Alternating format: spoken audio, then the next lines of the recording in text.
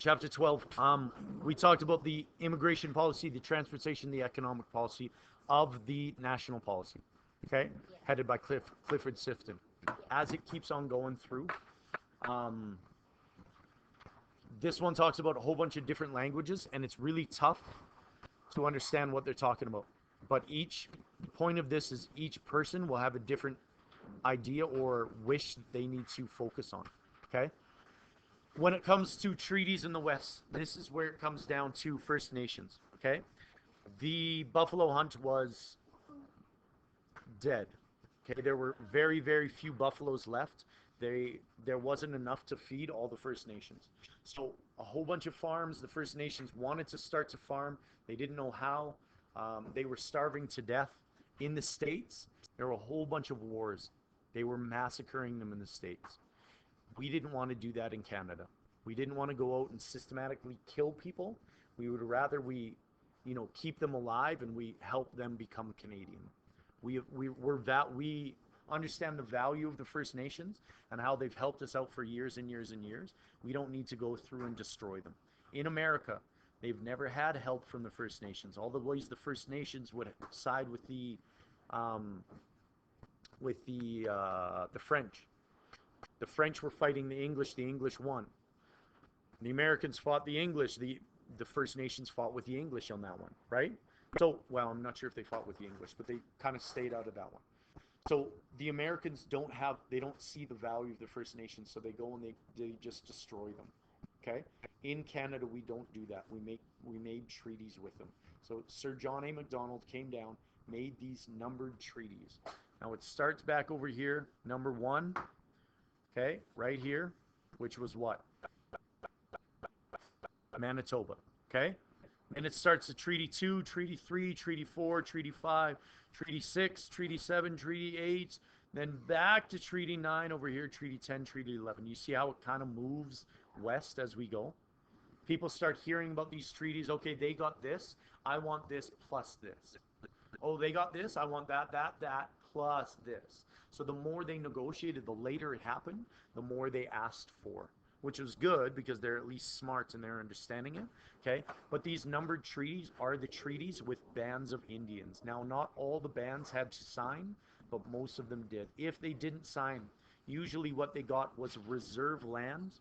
They got promise of foods, promise of payments, and then they got the promise of um, the Canadian government will teach you how to farm. Okay? John A. Macdonald, while a great prime minister, knew that he was starving the First Nations. He would feed them every other day. He knew that there was no other source of food, and he would send food every other day just to make sure they didn't get too strong or whatever. Okay, it was getting expensive. Well, why can't they farm? Because we gave them crappy farming land, really bad farming land, just like they did in Manitoba. We did that over and over and over. We took the best land for ourselves over and over and over. Then we said, okay, look, we'll teach you how to farm. We never did that. We said, we'll give you machinery. We gave them, like, here's a shovel. That's our machinery right now. When we didn't teach them how to do this. So we broke a lot of the promises that we made. Second, this is going against the Royal Proclamation. We're not allowed to take land from the First Nations. Okay? The reason we're doing all this is for assimilation. We're not trying to um, we're not trying to accommodate the First Nations. We're trying to turn them into farmers, right? First Nations people farming? No, white people farm. Europeans farm. We're trying to turn them into Europeans so they can become valuable members of our society, even though that they add value in different ways. Back then, if you weren't white, if you weren't a farmer, you were taking away from society. Why are we helping you when you refuse to help yourself? Okay, so the other thing that was done, and this is kind of important, was a lot of the First Nations deal with verbal contracts all the time. British deal with written. If it's not written down, it's not contract at all. So when they were talking, the First Nations would continue to bring up things and be like, "Oh yeah, this," and then they wouldn't read the document, and the British would just not put it in there. So if they don't put it in the document, it's not explicitly stated, you don't have to say it. You don't have to do it. Do you know what I'm saying? There's no proof unless it's on paper. So the First Nations thought they were getting something, and it was never written down, so they never got it. The Canadian government screwed the First Nations over and over and over and over in different ways. Okay? This brings us to the residential schools. Now, the residential schools were the worst thing that the Canadian government has ever done to the First Nations. What we did was on their reserves, the First Nations as a community, they don't have, they believe that it's a community that raises everybody. So when your kids run around and there's no parents watching them, it's not true, because every parent in the community is watching that kid. Every parent, every person will watch over everybody else. So even though that your parent is not there, somebody's watching you. Somebody knows where you are. They understand. It's a community. And even though I'm Mrs. Schweeter's kid, Mr. Whatever can discipline me. If I'm being an idiot, he can give me a spanking. Absolutely. And there's no question. There's no like, that's my kid. It's not a my kid thing. It's our kid, and we're raising them together. So the British government sees this as like, you guys aren't even raising your kids at all. Look at them just run around while you guys are doing other things. You guys are you don't care about them. Okay? So the residential schools came about where Christian schools, so nuns and priests would run these schools. They would take kids from reserves. Now, sometimes these reserve kids would not choose to come. They would just kind of run around the reserves. So they used gunboats. Okay, they used military machines. They would kidnap kids. If you were running around in a field, the government could come and take you and put you into one of these residential schools. Your parents would not need to know. They wouldn't know until the end of the year, because they would say, oh, well, you don't have an address, you don't have whatever. So a gunboat, literally a boat with a gun on it, would pull up onto the shore, and these RCMP people with rifles and everything would come up and take these kids, drag them back to the boat, put them in it, and put them into school. Okay? So when they were at these schools, if you spoke your Cree language, if you spoke your language at all, you would get beaten.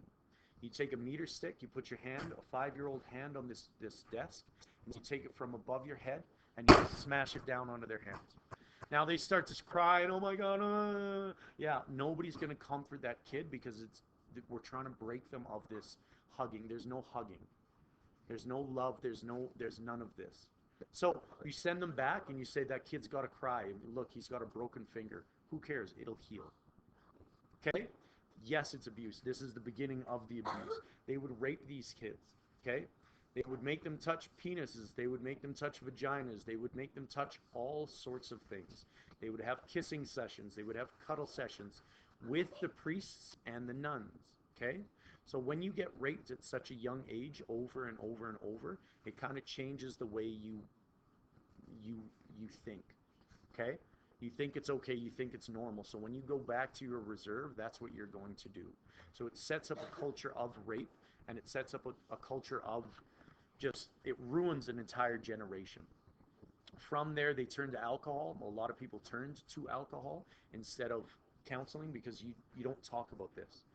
It's something you don't really want to talk about. Like, hey, tell me when that priest raped you repeatedly for 10 years of your life.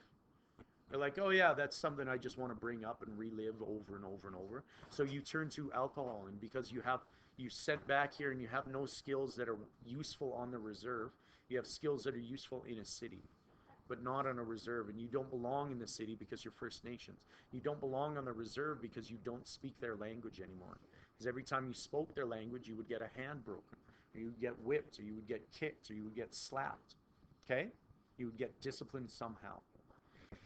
This got so bad, the priests and nuns, because there was no checks and balances, there are stories of a 5-year-old, a 6-year-old at the top of the stairs getting kicked by a nun in the chest, falling down the stairs, the neck being at an odd angle, and the kid just not being talked about again. Okay? This is the worst thing the Canadian government has ever done, because they knew this was going on and they didn't stop it. Over and over and over and over. This was a policy of assimilation. They tried to get rid of the First Nations. They did this repeatedly. They did this knowingly.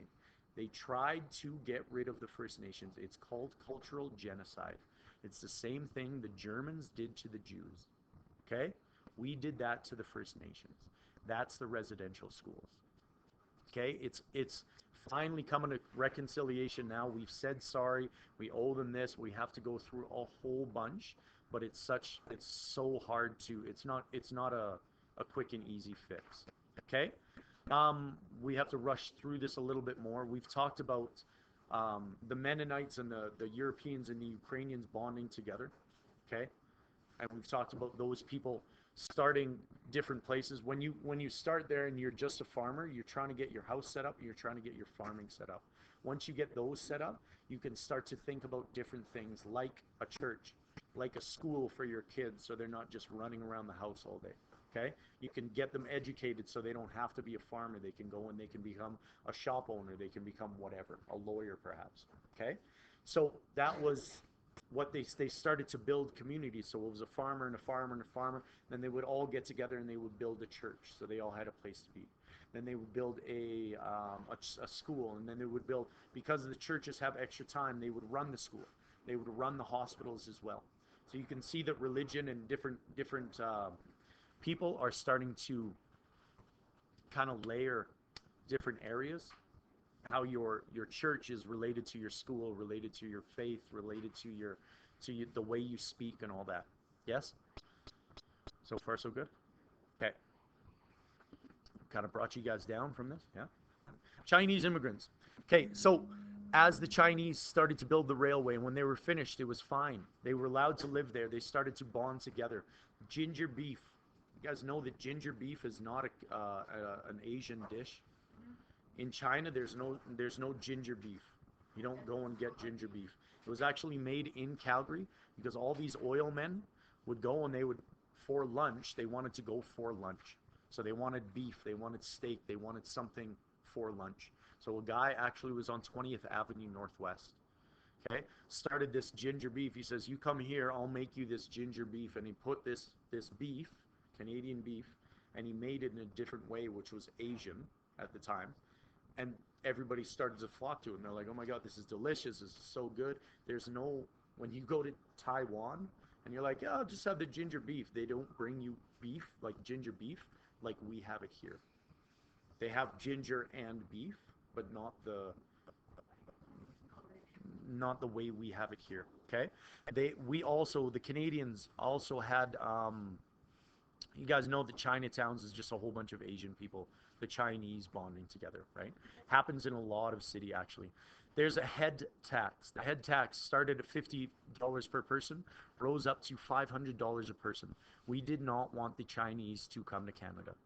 They took over cities. They started their own Chinatown. You walk down Chinatown, there's a whole bunch of people speaking Mandarin. Oh my God, I don't want to look at these signs. They're all in Chinese. Okay? So racist people don't want other cultures coming there. So this is the way that they started to restrict them. It wasn't on everybody. It was just on the Chinese. Okay? We did not want the Chinese there. We wouldn't have done this to the Ukrainians. We wouldn't have done this to anybody else. Again, they're white. Okay? Francophones in the West, it starts with majority of Francophones. They start the schools. They start all these things. Again, it comes back over and over and over. That's why we have Catholic schools today. That's why we have French in our government. That's why we have all these things. Is because it starts with French people, and it's as the English show up here, they fight for their identity, they fight for their rights, and they maintain them. Okay? Building an economy, obviously an economy starts to build as more people show up. There's more grain transfers, there's more things you need. With people, you need a store, you need a hospital, you need all these things. Those people need things. It starts to grow and grow and grow. Are there any questions? No? Okay, that's chapter 12.